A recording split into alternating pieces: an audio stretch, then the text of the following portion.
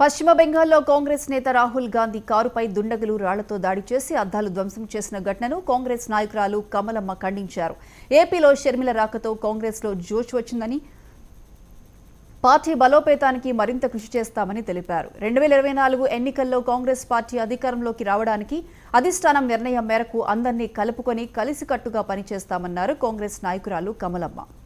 రాజశేఖర రెడ్డి గారి కుమార్తె అయినటువంటి షర్మిలమ్మ మరి ఢిల్లీకి వెళ్ళి ధర్నా చేసేటువంటి ఉద్దేశంతో ఢిల్లీకి వెళ్ళినటువంటి పరిస్థితి.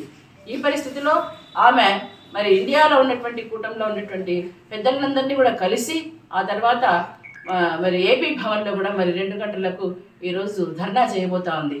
ఇంతవరకు అటు తెలుగుదేశం పార్టీ నాయకులు కానివ్వండి, ఇటు కానివ్వండి, వైసీపీ నాయకులు కానివ్వండి, ఎవరు కూడా మరి అక్కడికి వెళ్ళి ప్రశ్నించడం కానీ అడగడం కానీ లేకపోతే క్రియేట్ కాలేదు.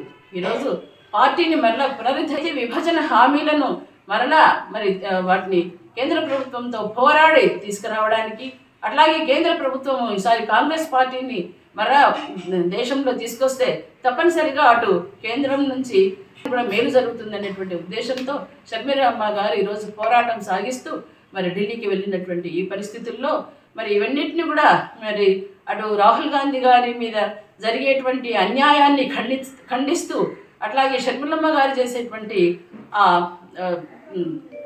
దీక్షను సపోర్ట్ చేస్తూ మరి బద్వేల్ కడప జిల్లాకు సంబంధించి